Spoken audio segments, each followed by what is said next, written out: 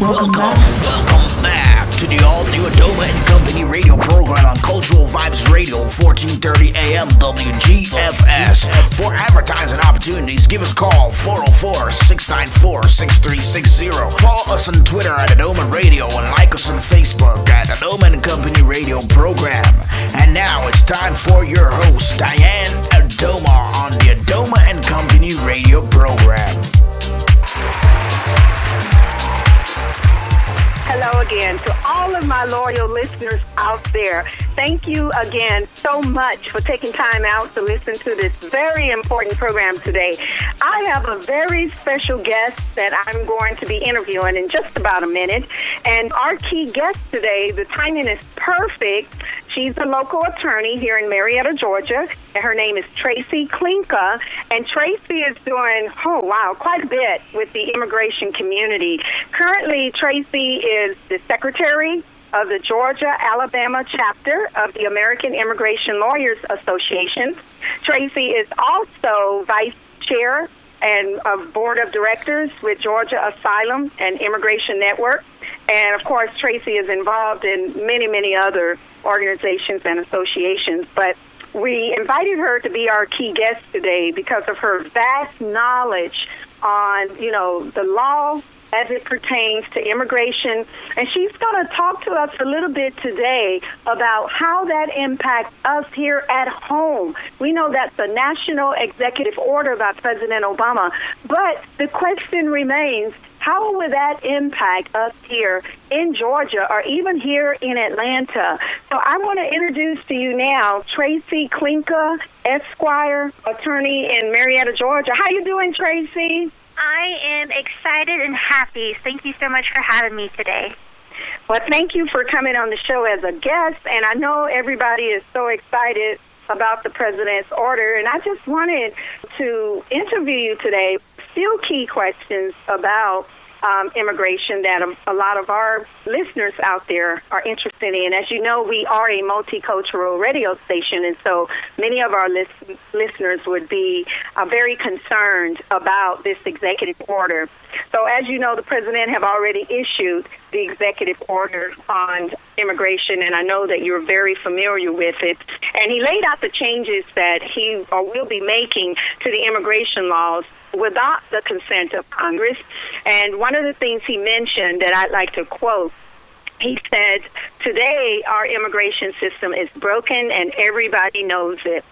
Obama said it's been this way for decades and we haven't done much about it." What does it mean that our immigration system is broken? Well, I guess a couple of things to keep in mind is that many times people think that getting married to a U.S. citizen or having a U.S. citizen child is like the magic cure-all for all immigration problems.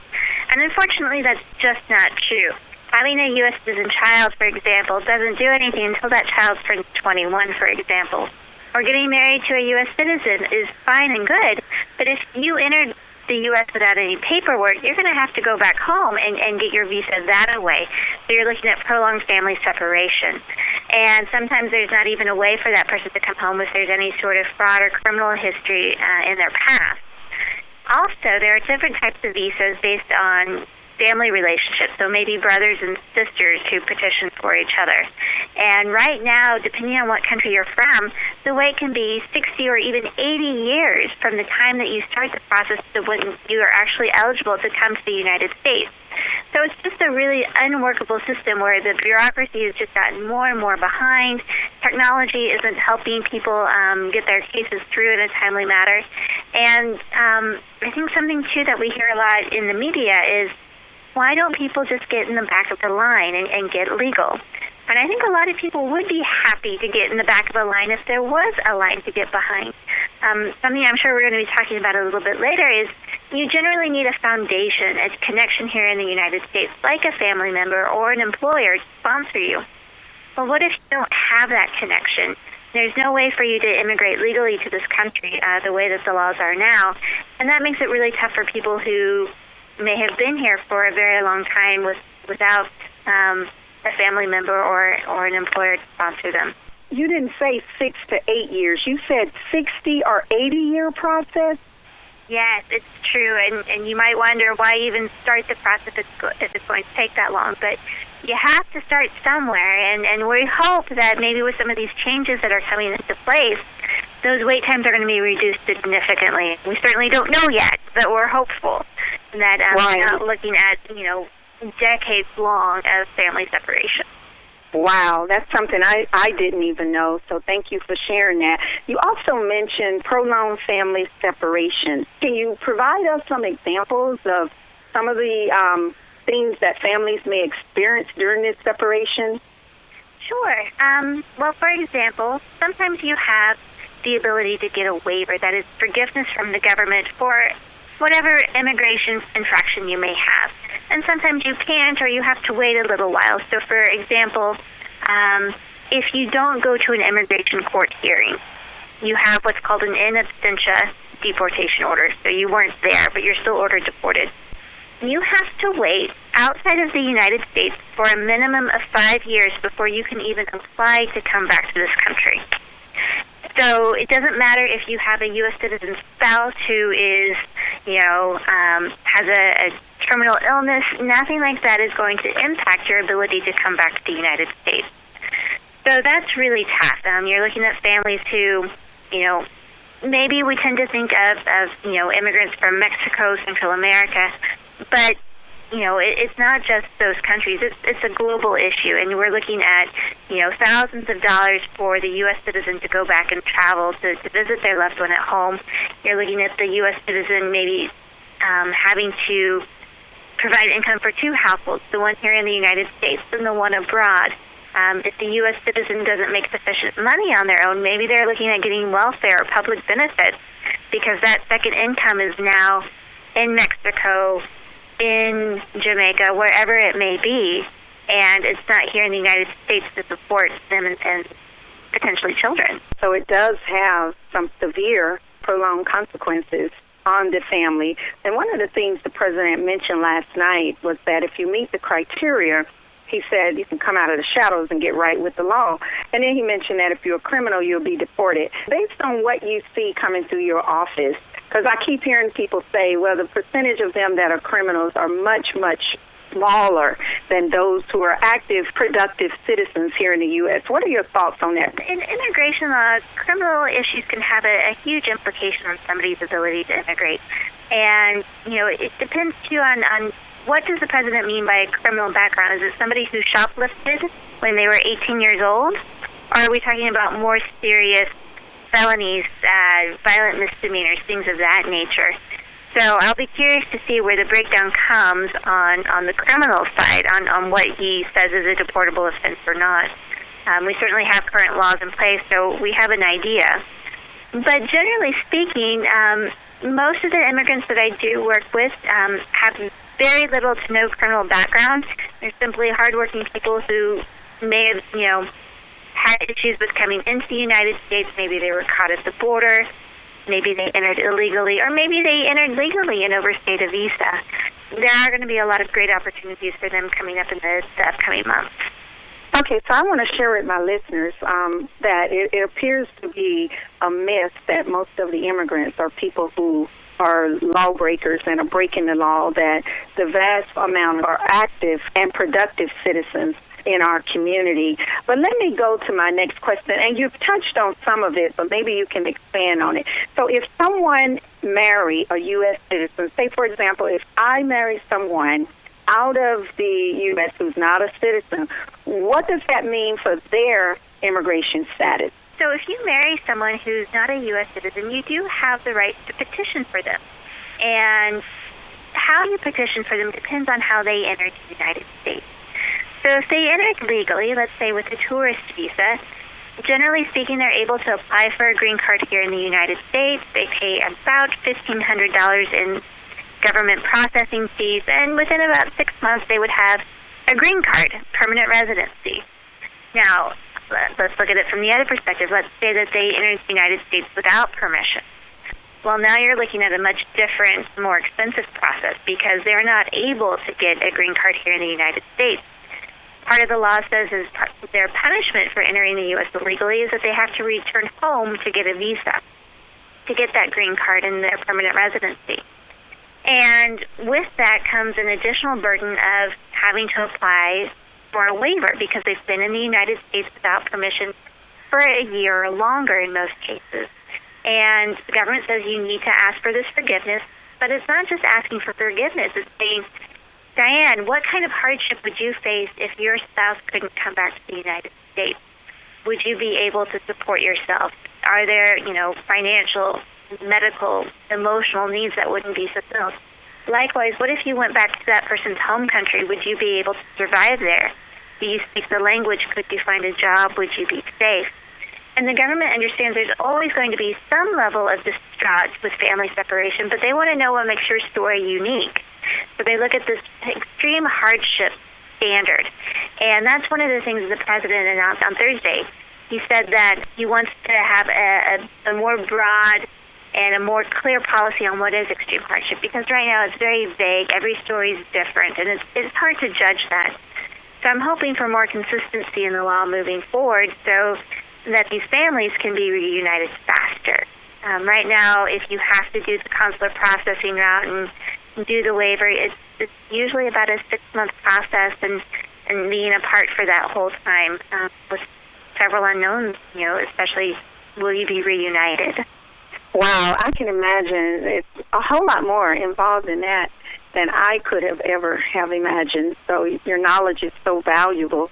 When I listen to President Obama, a lot of officials have made it real clear that the executive order or the decision he made with immigration is actually aligned with some of the actions that, past President Ronald Reagan and George H.W. Bush have made. And it goes on to talk about how, and oftentimes people tend to think that, immigrants bring diseases in this country. And again, going back to what you were saying about the crime, and I'm so happy that you cleared that up for our listeners. What is your opinion of, this is also the bar question, where it talks about the president has no power to put undocumented immigrants on the long road to citizenship, and he can't grant permanent residence, like permits, like known as green cards. Is that something that we need to be concerned about, or does that water down this bill? Well, I think you're right. It's absolutely important to note that the president hasn't created a pathway to citizenship with this. He's basically reprioritized who we deport, who we detain, and that's always been within the president's power to do. And so what he's done is created the ability for people to get temporary work cards. And again, this doesn't mean that they stay permanently, that they have the rights that a permanent resident would have here.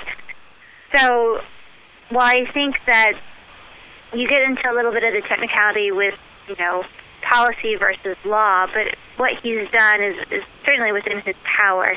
Now it's going to be up to Congress to, continue the process of fixing the immigration system, because there are some things that the president simply can't do. He can't change, for example, the number of visas that get granted per year.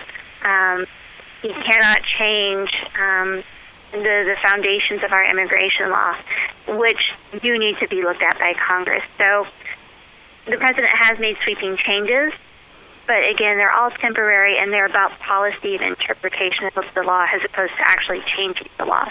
That's a good point. So to my listeners out there, if you're someone that's very interested in, the future of immigration, one of the things you might want to be aware of, as Attorney Klinkle just mentioned, you might want to get involved because your legislatures play a huge role, and Congress a huge role in what that next step is going to be for permanent residency. I didn't even know that. I'm learning so much today from you.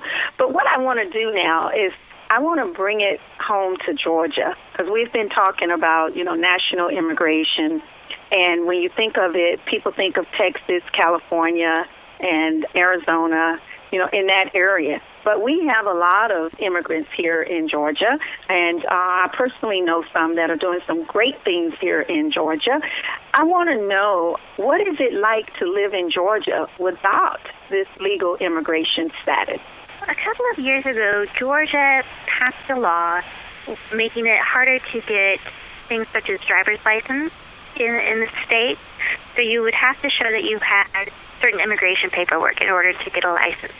And I think that's probably the biggest issue people who are undocumented face right now in Georgia, is that they're unable to get a license. And unfortunately, we don't have a robust public transportation system, so people are driving without license, which, of course, can cause issues as well. So by granting this temporary work card to people here in the state, the Department of Driver Services, they do recognize that as a valid form of ID, a valid form of immigration documentation, so that people can get a driver's license. And with that, of course, comes so many other opportunities to be able to work, to be able to take your children to school, to the doctor, things like that. The work permit by itself doesn't entitle anyone to public benefits, but it opens the door for the driver's license, which is huge. That's a big deal, which means that it could possibly, in your opinion, what are your thoughts on economic development, maybe the creation of jobs, or, how do you see some of our state and local agencies being impacted by the new law now that these individuals have been granted amnesty? Well, I don't know if that I would call it amnesty, because they still have to pay and do something. It's not a blanket forgiveness and they're okay to stay here permanently, but it is a temporary reprieve from deportation. And I think economically what will happen is that people will be able to work with confidence, and I think what I mean by that is that they're going to be able to demand at least minimum wage, the amount of the money that they are entitled to for working here in the state. Unfortunately, a lot of people right now do take advantage of undocumented workers because they feel that they won't go and report them to the Department of Labor, for example, or they have them working in unsafe conditions, thinking that they won't report them to OSHA. So I do think it's going to build a stronger and more confident workforce. And in addition to that, one of the things that the president announced too was making it easier for entrepreneurs to get started here in the United States. So many of our Fortune 500 companies, such as Google and Microsoft, they've been founded by immigrants. And the laws, unfortunately, have gotten more restrictive over the years for entrepreneurs from outside of the country. And so by re-energizing that aspect, I think it opens the doors for job creation throughout our economy, from high-skilled to low-skilled and everything in between. Wow. So now I want my listeners to hear that one more time, that Google and Microsoft were founded by immigrants. So it does enhance this entrepreneurship opportunities, which, of course, we know that then you have jobs that are created from that. So a lot of people may not even be aware of that. Well, my other question is, I know you're familiar with the president's executive order. So what does that executive order do specifically? If you can break that down for my listeners in layman's terms, exactly how that order can immediately impact them. If you are an illegal immigrant today and you fit that criteria, that 5-year criteria, how will your life change right now today? Today, I think the people who are going to see the immediate impact are people who are already in the deportation process. So they have court dates scheduled in the local immigration court. And one thing that the president announced is reprioritizing who gets deported. So if we have people who meet the criteria, like you talked about, they've been here since January 1st, 2010, they have a U.S. citizen child, for example, or they were brought to the United States before they were 16. These are people currently who could be deported, but now maybe these deportation cases will be closed. They'll be terminated, and they can apply for the Deferred Action Program and get these temporary work cards and be able to stay here and build their lives back up. So that's the immediate impact. Actually being able to apply for deferred action, however, it's going to take some time. For people who are brought here before the age of 16, the president said that it should take about 90 days for the process to come into fruition. There are still forms to be processed and made, fees to be determined. And then with people who have U.S. citizen children here, who've also been here for 5 years, that process and the ability to apply for relief for these work cards, that's going to take about 180 days, so about 6 months before people can start to apply. So really, the immediate impact is really for those who were in the most dire situations with one foot really already outside of the country. So that's a really great change. So the emotional and the psychological impact on the family separation, that should dramatically decrease. And also we should start seeing, entrepreneurship increase. So there are many, many benefits.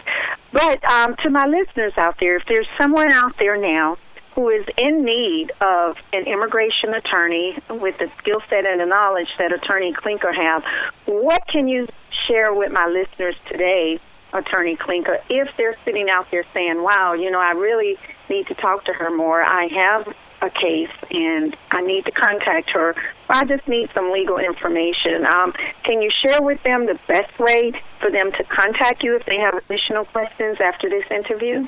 Absolutely. Our phone number is 678-713-4255, and we are open Monday through Friday, 10 a.m. until 6 p.m.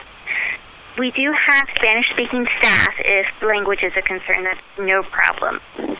Okay, so you guys, if you need to get in touch with an attorney, you just heard it, her number is 678-713-4255. And Attorney Klinker, what I'd like to do moving forward, because as this executive order unfolds, there may be additional questions. It may create additional pros and cons. So I'm hoping that you will accept a future invitation to come back on the show whenever you feel like there's some new information that you'd like to share with the individuals out there who can certainly benefit from your knowledge and your service, and especially those out there who are looking for some type of legal representation.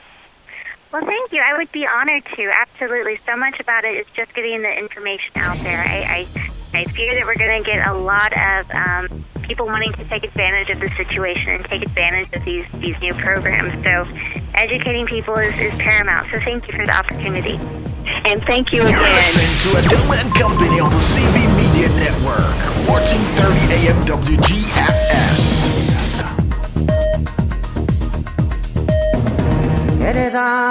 Every Sunday, 11 a.m. to 12 noon, tune into WAVS in South Florida and WGFS 1430 a.m. in Atlanta, Georgia for Indian Talent Sangeet, the program with a difference, featuring the very best Indian music worldwide, devotional, classical, semi-classical, Bollywood, and chutney love songs, updating you on news, festivals, and religious activities. Tune in every Sunday, 11 a.m. to 12 noon for Indian Talent Sangeet with Denise Babulal and Jeremiah Campbell on WAVS 1170 in South Florida and WGFS 1430 AM in Atlanta, Georgia. The program with a difference.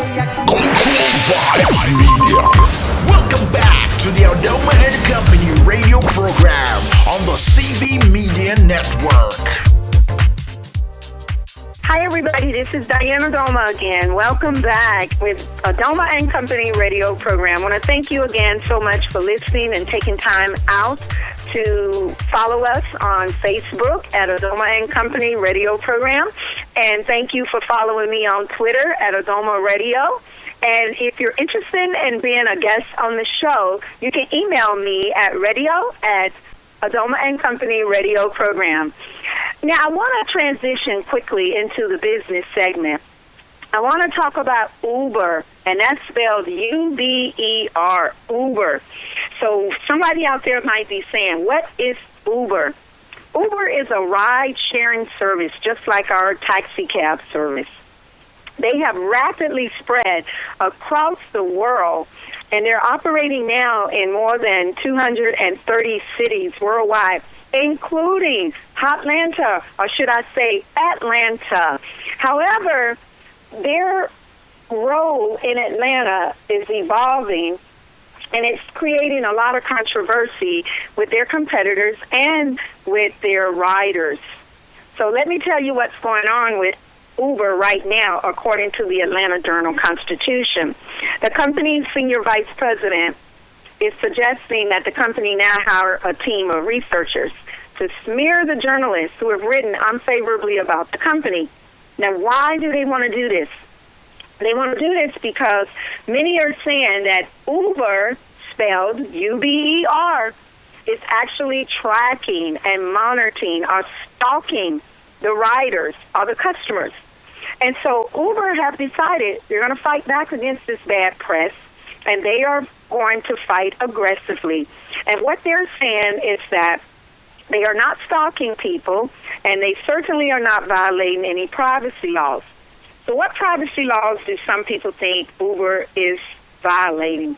Well, for one thing, the company has access to rich data about their customers. They have information about their home, their work addresses, as well as home addresses, where they go for happy hour or for drinks, who they're meeting with, how long they're meeting with the person, where did they go shopping. Ooh, just a little scary, irky, ick. I don't know. But in Uber's defense, I'd like to say, well, wouldn't a taxi cab have access to that same information? Maybe, maybe not. I don't know. You be the judge. The tracking system certainly can be a similar tracking system that's used by any of these ride-share companies, whether it's Yellow Cab or anybody else, a limousine service. Oh, I'm a little guilty of that. Hop in a limo, go out to dinner, go to a concert. Yikes! Everybody know where I've been. I'm going to scream. So what Uber is doing now, they're creating a very strict policy to prohibit employees from any level from accessing anybody's data, especially a customer's data. And the only exception to this policy would be if they have a legitimate business reason to know and have been granted special permissions. So Uber now is operating in Atlanta, and for those of you who have used and continue to use Uber, I suggest that you do your own research before you panic, and that you recognize that we live in times where data is everywhere and privacy concerns have definitely heightened with most people, and we're very cautious about it. But the Internet is here to stay, and all of our social media and other companies' information is here to stay online. So Uber now is fighting back, and they are saying that that data that they have in order for them to provide a service to their customers is no different from the data that any other ride-sharing company would have. Actually, Uber entered into the Atlanta market in 2012, and they've been here for at least 2 years, going on 3 years. And from what I'm hearing, people are having a very positive experience with them. And they certainly are bringing a few new jobs to Atlanta. But one of the things you just need to guard against is, just be careful with your data, no matter who you're getting a ride from. And, I believe that you are entitled to a certain level of privacy.